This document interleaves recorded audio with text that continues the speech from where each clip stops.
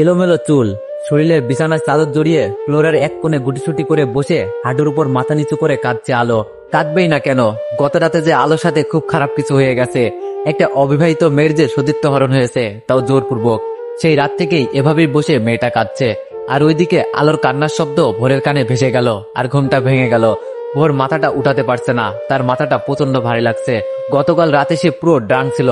তারপর কষ্ট করে উঠে বসলো, উঠে ভালোভাবে চারিদিকে চোখ বুলিয়ে নিল। তারপর চোখ আটকে গেল ফ্লোরে বসে কান্না করা আলোর দিকে। কিন্তু কিছু বুঝতে পারছে না মেয়েটাকে। যেহেতু আলোর মাথা নিচু করা আর শরীরে বেডশিট জড়ানো, তবুও জিজ্ঞেস করলো, কে কাঁদছে ওখানে? আবারও দুইবার বলল, কিন্তু কোনো সারা শব্দ না পাওয়াতে এবার উঠে আলোর সামনে গিয়ে ভোর বলল, কি হলো, কে আপনি?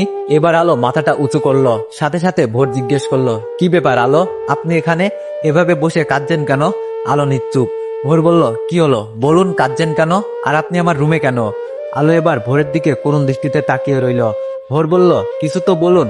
এবার আলো উঠে দাঁড়ালো আর চোখ দিয়ে ইশারা করলো আলোর পা থেকে মাথা অব্দি তাকানোর জন্য। ভোর তাকিয়ে দেখলো আলোর শরীরে একটা বেডশিট জড়ানো, এলোমেলো চুল।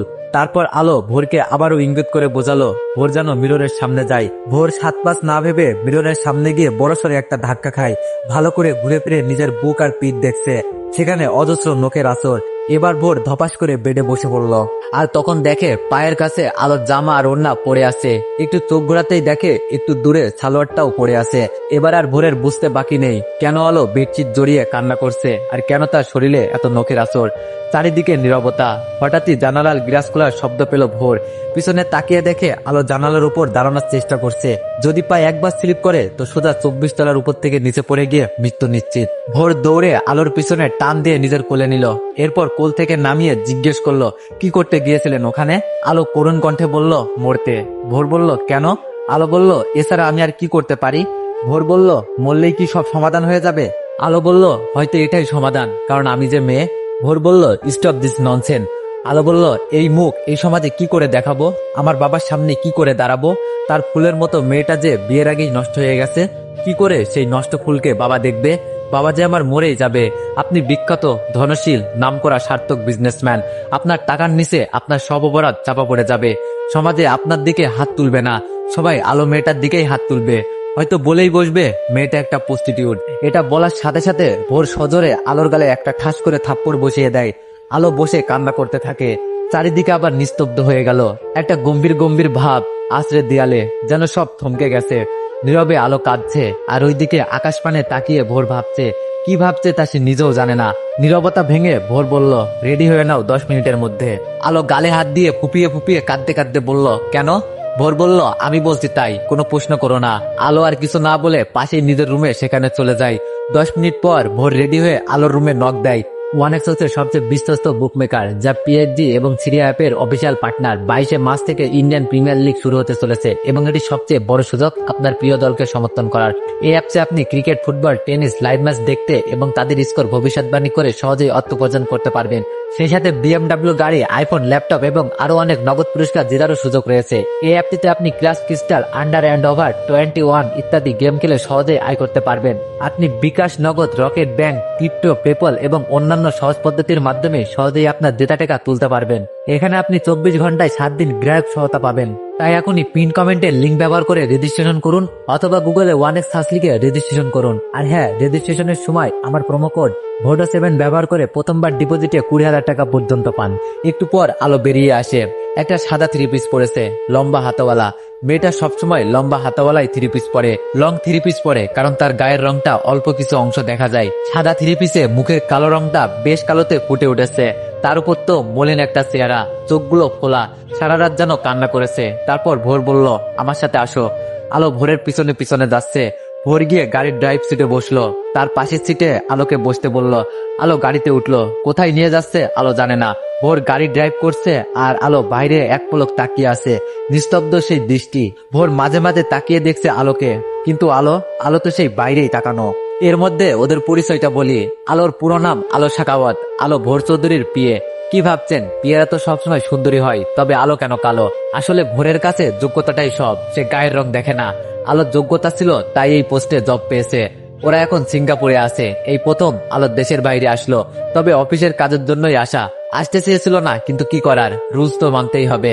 2 দিন আগে ভোরের কোম্পানির সাথে সিঙ্গাপুরের একটা কোম্পানির ডিলটা প্রপারলি সাকসেস হয়েছে, তাই গতকাল রাতে ভোর একটা পার্টি থ্রো করে। ভোর আর আলো যেই হোটেলে উঠেছে সেই হোটেলেই, সেই পার্টিতে ভোর অনেক বেশি ড্রিঙ্কস করে, যার ফলে ভোরের রুমে নিয়ে আসতে হয় আলোর। ভোর নিজের মধ্যে তখন ছিল না, পুরো মাতাল ছিল। আলোর সাথে জোরপূর্বক ভাবেই শারীরিক সম্পর্ক করে। আলো বারবার বাধা দিচ্ছিল, সাথে নখ দিয়ে আঁচড় কাটছিল, কিন্তু একজন মাতালের কি আর সেই হুঁশ থাকে না। তেমনই ভোরের ছিল না, সে তার নিজের কাজ চালিয়ে যাচ্ছিল আর আলো চোখের পানি ধরাচ্ছিল। হঠাৎ গাড়ির ব্রেক করলো আর আলো তার ভাবনা জগৎ থেকে বের হয়ে এলো। ভোর বলল বের হন, আলো বের হলো। আলোর এখন কিছুই বলার নেই, সে আর নিজের ভিতরেই নেই, আর সে নিস্তব্ধ যেন একটা মাটির পুতুল। ভোর আলোর সামনে গিয়ে আলোর হাতটা ধরে নিয়ে যাচ্ছে। আলো শুধু ভোরের দিকে তাকিয়ে আছে, কোথায় নিয়ে যাচ্ছে, কোথায় এলো এইসব আলো দেখছে না বা ভাবছে না, শুধু ভোরের দিকে তাকিয়ে হাঁটছে। হঠাৎই ভোর থেমে গেল আর বলল জুতা খোলেন। আলোকে জুতা খুলতে বলায় আলো এবার চারপাশ তাকালো, দেখে বুঝলো এটা একটা মসজিদ। মসজিদে কেন, এবার আলোর প্রশ্ন আসলো। আলো বলল মসজিদে কেন? ভোর বলল জুতা খুলুন। আলো আর কিছু না বলে জুতা খুললো, আর ভোর আলোর হাত ধরে নিয়ে যাচ্ছে মসজিদের ভিতরে। এবার আলোর সামনে তাকিয়ে হাঁটছে। কিছুটা হেঁটে থামলো ভোর, তার সাথে আলো। ওদের সামনে একজন লোক বসে আছে। ভোর বলল আসসালামু আলাইকুম ইমাম হুজুর। ইমাম বলল ওয়ালাইকুম আসসালাম, আপনি ভোর চৌধুরী? ইমাম হুজুর বাংলা জানেন? ভোর বলল জি। ইমাম বলল আচ্ছা বসুন আপনারা। তারপর ভোর আর আলো বসলো। আলো এখনো জানে না কি হচ্ছে। খানিক বাদে হুজুর ভোরের দিকে তাকিয়ে বলল তবে শুরু করি বিয়ে পড়ানো? ভোর বলল জি শুরু করুন। এবার আলো বড়সড় একটা ধাক্কা খেলো। এইভাবে ভোর চৌধুরী তাকে বিয়ে করবে? এত বড় একজন বিজনেসম্যান করবে তাকে বিয়ে? কিন্তু কেন? এটা কি দয়া, নাকি সে তার ভুলের শাস্তি পূরণ করছে? সে চাইলেই তো এমন 100টা আলোকে বিয়ে করে ছেড়ে দিতে পারে তুড়িতে। তবে কি বিয়ে করে পরে ডিভোর্স দিবে? আলো আর ভাবতে পারছে না। এবার হুজুর আলোকে বলল মা আপনার নাম, আপনার বাবার নাম, আপনার মায়ের নাম? আলো ভাবনা ভেঙে উত্তর দিল আমি আলো সাখাওয়াত, বাবা শাহেদ সাখাওয়াত, মা মমতা সাখাওয়াত। ইমাম হুজুর দোয়া দুরুদ পড়ল। প্রায় 20 মিনিট পর আলো আর ভোরের বিয়ের কাজ সম্পূর্ণ হলো। আলো কবুল বলার সময় অনেক সময় চুপ ছিল। তারপর হুজুরের বারবার কবুল বলো মা, কবুল বলো মা, একথা শুনে নিজের মনের সাথে অনেক যুদ্ধ করে অবশেষে কবুলটা বলেই দিল। তারপর ভোর আর আলো বেরিয়ে এলো মসজিদ থেকে। মসজিদ থেকে বের হয়ে ভোর জুতা পরছিল, আর আলো ঠায় দাঁড়িয়ে ভোরকে দেখছে। ভোরের জুতা পরা শেষ হলে ভোর গাড়িতে গিয়ে বসে। এবার আলোর খারাপ লাগতে লাগলো এই ভেবে কেন ভোর বলল না জুতা পরতে। তবে কি সত্যি উনি দয়া করলেন? ভাবতে ভাবতে আলো জুতা পরে গাড়িতে গিয়ে বসলো। এবার ভোরের দৃষ্টি আলোর দিকে যাচ্ছে না, আর আলো তো আবার ভাবনার জগতে পাড়ি দিল।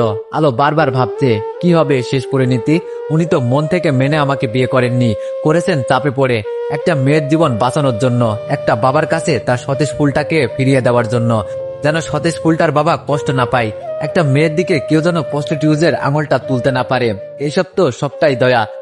বড় লোকরা সবাই তো দয়াই করে, উনিও তার ব্যতিক্রম কিছু করেননি। ভোর গাড়ি ব্রেক করলো আর আলো ওর ভাবনার জগৎ থেকে বের হলো। ভোর গাড়ি থেকে বের হয়ে সামনের একটা লেকের পাড়ে একটা বেঞ্চে রাখা সেখানে গিয়ে বসলো। জায়গাটা বেশ নির্জন, মানুষের কোনো আনাগোনা নেই বললেই চলে। আলো আর গাড়িতে বসলো না, কারণ আলোর মনে যে অনেক প্রশ্নের ভিড় জমিয়েছে, তাদের যে শান্তি দিতে হবে। তাই আলো গিয়ে বেঞ্চের এক কোনায় বসলো। দুজনই নীরব, দুজনেরই দৃষ্টি সামনের লেকের পানিতে। এই নীরবতা ভেঙে আলো বলল আপনি আমাকে কি দয়া করলেন? ভোর বলল না। আলো বলল তাহলে? ভোর বলল একটু একা থাকতে চাচ্ছিলাম। আলো ব্যাপারটা বুঝতে পারে, তাই আর সেখানে বসে না থেকে চলে যায়। আলো হাঁটছে আর ভাবছে আমি যদি রাতে ওনাকে রুমে না নিয়ে আসতাম তাহলে এইসব কিছুই হতো না। উনি ধুম করে বিয়ের ডিসিশনটা নিলেন, এখন হয়তো মানতে পারছেন না। কি করলো উনি? আমি বা কি করবো এখন? আমার কি বা করার আছে? ওনার চেহারা দেখে বেশ বোঝা যাচ্ছে উনি বেশ চিন্তিত। এত রাগী একটা মানুষ, সে যদি এমন নিস্তব্ধ হয়ে যায়, এমন নরম হয়ে যায়, তাহলে এটাই বোঝা উচিত তার ভিতরটা কত চিন্তার বাসা বেঁধেছে। এর থেকে বরং আমি মরে যাই, তবেই সব সমস্যার সমাধান হয়ে যাবে। বাবা সরি বলেই আলো লেকের পানিতে ঝাঁপ দেয়। ওর পানিতে কিছু পড়ার শব্দ শুনে চারপাশ তাকিয়ে দেখে আলো নেই। তারপর দৌড়ে সেখানে যায়, গিয়ে দেখে আলো পানিতে ঝটপট করছে। ভোরও পানিতে ঝাঁপিয়ে পড়ে। এরপর আলোকে লেকের পাড়ে তোলে। তারপর আলোর পেটে 2 হাত দিয়ে প্রেসার দিতেই আলো কাশি দিতে দিতে উঠে পড়ে। আর সাথে সাথে ভোর আলোর গালে সজোরে একটা চর বসিয়ে দেয়। আলো গালে হাত দিয়ে কান্না করতে করতে বলে স্যার আমি তো আপনার ভালো। আলো পুরো কথাটা বলতে পারে না, তার আগেই ভোর আলোর দিকে অগ্নিদৃষ্টিতে তাকায়। এরপর ভোর আলোর হাত ধরে ওকে গাড়িতে বসিয়ে নিজেও বসে ড্রাইভ করে সোজা হোটেলে চলে আসে। তারপর যে যার রুমে চলে যায়। আজ ভোর লং টাইম একটা শাওয়ার নেয়, যেন চাইছে মস্তিষ্ককে ঠান্ডা করতে, কিন্তু এটা কি সহজ? না, সহজ না। দুপুরে হোটেল বয় দুজনের রুমেই লাঞ্চ দিয়ে যায়। ভোর খেয়ে শুয়ে পড়ে। ওর খুব ঘুমের দরকার, কারণ আজ রাতেই ওদের ফ্লাইট। তাই ভোর ঘুমানোর চেষ্টা করে আর ঘুমিয়ে পড়ে। ভোর মোবাইলে অ্যালার্ম দিয়ে রেখেছিল রাত 8টার। অ্যালার্ম বাজতেই ওর ঘুম ভেঙে যায়। উঠে আলোর রুমে যাচ্ছে বলতে আলো যেন রেডি হয়। ওদের ফ্লাইট 11টায়। আলোর দরজা লক করা ছিল না, তাই ধাক্কা দিতেই খুলে গেল। ভিতরে ঢুকে দেখে আলো নেই। তারপর ওয়াশরুমের কাছে গেল, দেখলো ওয়াশরুমের দরজাটা খোলা, তার মানে আলো ওয়াশরুমও নেই। এবার ভোর বেলকুনিতে গেল, গিয়ে দেখে আলো রকিং চেয়ারটাতে বসে ঘুমিয়ে পড়েছে। আলোর দিকে ভোর একটু ভালো করে তাকিয়ে দেখে আলো শুধু বাথ টাওয়ালটা পড়ে আছে, যা আলোর হাঁটু অব্দি, আর চুলের টাওয়ালটা নিচে পড়ে আছে। ভোর কোনোদিন ভাবেনি আলোকে এভাবে দেখবে, তাই ভোর ওখান থেকে সরে এলো রুমে বসে জোরে জোরে ডাকছে, আলো আলো কই আপনি? ভোরের ডাক আলোর কানে যাওয়া মাত্রই আলো ধরপড় করে উঠলো আর এক দৌড়ে রুমে গেল। আলোর একটু হুঁশ নেই যে আলো বাথ টাওয়াল পড়ে আছে। এসে আলো বলল, কি হয়েছে স্যার, এভাবে ডাকছেন কেন? ওর আলোর দিকে তাকিয়ে পিছন দিকে ঘুরে ফিরলো, এমন একটা ভাব করলো যেন আলোকে দেখে সে খুব লজ্জা পেয়েছে, আর সেই লজ্জায় পড়ে পিছনে ঘুরে দাঁড়িয়েছে। আসলে পুরুষরা প্রচুর ভ্রম করতে জানে আর কি। আলো ভোরের ওভাবে ঘুরে দাঁড়ানো দেখে কি ভেবে নিজের দিকে তাকালো, তাকিয়ে সেও বেশ লজ্জায় পড়ে গেল। তার ইচ্ছে করছে মাটির নিচে ঢুকে পড়তে। এর মধ্যে ভোর বলল, রেডি হন, আমাদের ফ্লাইট 11টায়। আর আপনার লাঞ্চ এখনো রাখা কেন, খাননি কেন? খেয়ে বের হবেন। সবটা আলোর বিপরীত ঘুরে দাঁড়িয়ে বলছিল, বলে রুম থেকে বের হয়ে গেল। আর আলো এইদিকে তো লজ্জায় শেষ, তারপর খেয়ে নিল কোনো মতে। এরপর রেডি হয়ে বসে রইল ভোরের জন্য। একটু পর ভোর এলো, এসে আলোকে নিয়ে বের হলো। প্রায়